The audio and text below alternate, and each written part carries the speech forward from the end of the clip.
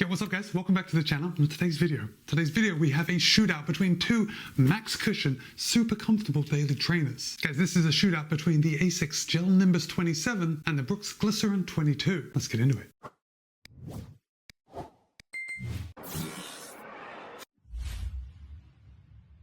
Alright, let's get started with those disclosures. Guys, both the ASICS Gel-Nimbus 27 and the Brooks Glycerin 22 were sent to me for the purpose of review. However, no one has told me what to say, no one has any editorial privileges, and all the thoughts and opinions are my own. With that said, you are going to be able to pick up a pair of the Nimbus 27 for $165 and the Glycerin 22 also for $165, so you're not getting out of making a decision that easy. These cost the same. Now guys, these shoes are fairly similar, right? They're both made for the same job. They're max cushion, premium daily trainers. They are built for comfort. But there are a few differences, and I think when we understand these differences, it's going to make it easier to make a decision of which one may work better for you. Oh, before we get into it, they both fit true to size. I haven't had to go up or down in either of these, and they both fit the same as every other shoe that I've worn from ASICS or from Brooks in the past. So the ASICS Gel-Nimbus 27 has 43.5 in the heel, 35.5 in the forefoot for an 8mm drop. Now there is a women's version, and the stack height on the women's version is just 1mm less. So 42.5 in the heel, 34.5 in the forefoot, but the same drop.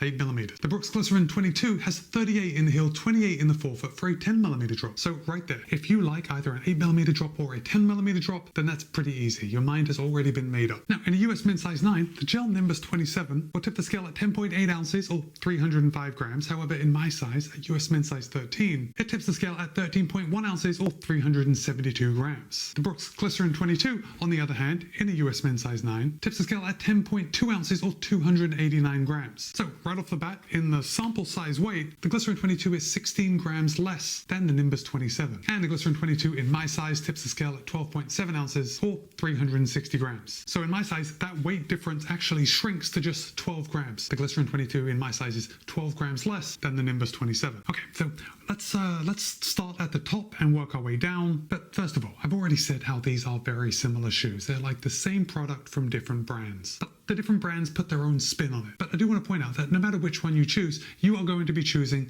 an extremely comfortable running shoe or walking shoe or walking around shoe. Like, these are just plush and comfortable. Okay, but first of all, I want to hold up the heel collar so you can see both. And do you see what I see? What I see is that Brooks has made a change with the Glycerin 22 to bring it more in line with the styling of the Nimbus 27. So if I hold this up right now, you can see this heel collar has a thin knit piece that sticks up above the padding. Now the padding on the Glycerin 22 is a bolster padding. It's definitely biased towards the top, and then when you stick your heel in, that padding kind of wraps around your heel and holds you in place. That is exactly the same way that the padding on the Nimbus 27 works. The only difference is ASICS has had this same type of padding in their Nimbus for a couple of years now. But all I can say to that is good job to Brooks, because you've made the Glycerin 22 feel a lot more premium, just like the Nimbus 27. Now, if we come back to the heel counters, we have exactly the same. We have a super rigid heel counter on both the Nimbus 27 and the Glycerin 22, as there is going to be no heel slip in this. You are getting a good heel lockdown in both shoes. Now, I do just want to draw your attention to the heel pull right there on the back. You see that? Again, this is where Brooks has kind of copied ASICS. They've got this knit heel pull on the back, which is very pleasant to just stick your finger through and pull that shoe on. However,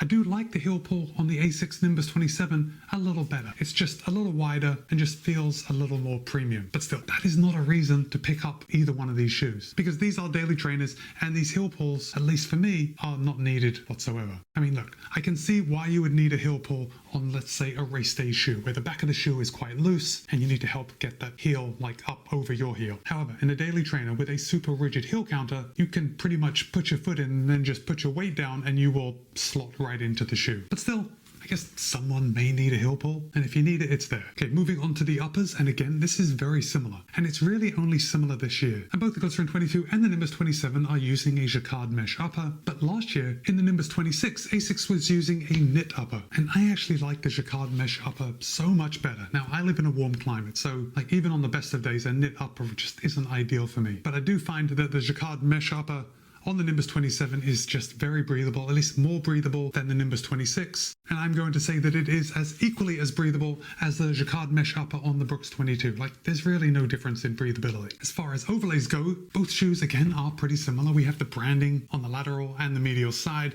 Got a reinforcement coming along this toe bumper just to keep that upper off your toes. The same thing is true on the ASICS. Branding here and here. And then we've got a nice rigid toe bumper, which also is going to give your toes lots of room to move about inside. Oh, while we're talking about toes moving about inside, I should say that these are very wide foot friendly. Now, both are available in technically wide sizes, but I think the regular size is wider than a narrow shoe. I know that isn't giving away much, but for me, as someone with fairly narrow feet, my feet fit well into narrow shoes. These are not narrow shoes, and although they still fit my feet well, I do find that on both pairs I do have to cinch the eyelet chains fairly close together in order to get a good lockdown. But that isn't to take anything away from either of these shoes. I'm merely telling you so if you are someone that has wider feet but maybe not wide enough to go to an actual wide size. I think both the Nimbus 27 and the Glycerin 22 will be good options for you. The laces on the Glycerin 22 and the Nimbus 27 are very similar. Both gave me a good lockdown. Both never came untied. But a big difference, at least for me, between the 22 and the 27 is the tongues. Now, the Brooks Glycerin 22, I know I'm going to forget these numbers at some point in this video,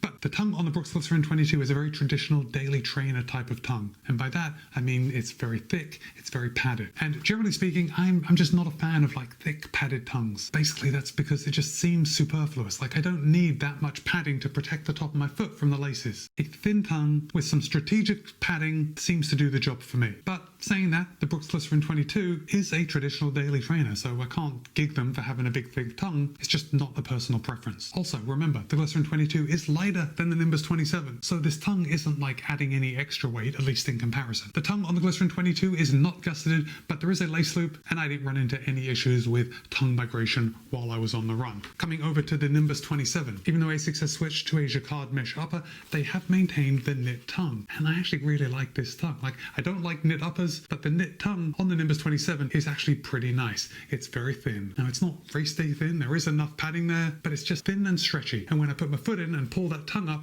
everything just feels very tight and nice. It almost feels like I'm putting my foot into a booty. Now, the tongue on the Nimbus 27 is gusseted on both sides, and there is a lace loop. Again, even though the tongue on the Glycerin 22 is not gusseted, didn't have any tongue migration, and there was obviously no tongue migration with the Nimbus 27. Like, a gusseted tongue just holds it right in place. Okay, let's come down to the outsole. And look, this is a big chunk of outsole, isn't it? I mean, 43.5 in the heel. I mean, that's a max cushion shoe. Now, ASICS has increased their stack height by 2 millimeters over version 26, but they have also reformulated their midsole foam. Now, they're still using Flight Foam Blast Plus Eco, which uses 24% bio-based content, but they have reformulated that Flight Foam Blast Plus Eco, and they've made it lighter and they've made it more responsive. So if you are thinking of picking up the Gel-Nimbus 26, just know that the difference between the 26 and the 27 is like night and day when it's underfoot. The Gel-Nimbus 27 is much softer than the Gel-Nimbus 26. Now, the midsole foam on the Glycerin 22 is Brooks's brand new, it's not brand new, this is the second shoe that they've put it in, but it's DNA tuned, and it's their next level nitrogen infused midsole foam. And it's this DNA tuned foam that makes this shoe a real winner in my opinion, because they're using dual cell technology. Basically, it is one piece of midsole foam, but they're using different cell sizes. So we've got small size cells here in the forefoot and larger size cells here in the back, making up the foam to give you a different ride depending on what you're after. So basically, these larger size cells in the back are going to provide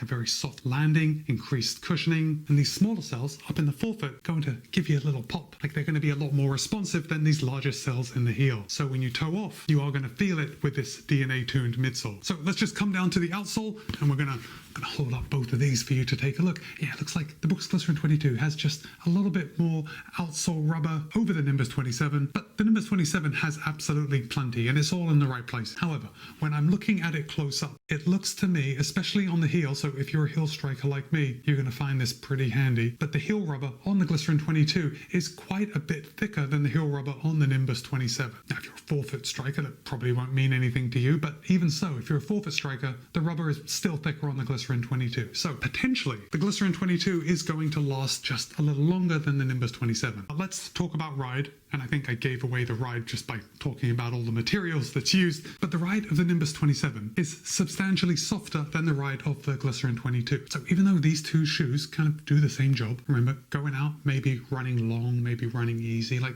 these are both the type of shoes that you're going to put on for those daily miles. I think the main difference and the main reason why anyone would choose the Nimbus 27 over the Glycerin 22 is if you preferred a softer ride. And look, only you know the answer to this. And I should say that I am generally a fan of a softer ride. However, there is a limit to how much softness I actually like, because sometimes you kind of get lost in the softness and you can feel it zapping your energy with every step you take. That isn't the case with the Nimbus 27. The ride of the Nimbus 27, in my opinion, is better than the ride of the Nimbus 26. It's a lot more lively, even though it's softer, right? And that's a strange thing to say. So I don't want you thinking that the ride of the Nimbus 27 is too soft. At least for me, at 185 pounds, it does give me a good amount of softness. And by that, I mean not too soft. Now, in comparison, the Glycerin 22 is a little firmer, but that's only in comparison with the Nimbus 27. I still think the Glycerin 22 is a fairly soft ride. And because we have the dual cell technology with the DNA-tuned midsole foam, the Glycerin 22 is able to pick up the pace just a little easier than the Nimbus 27. Now look, this isn't the reason that you would buy one of these shoes, right? There are better tools out there if you want to run fast. But with that said,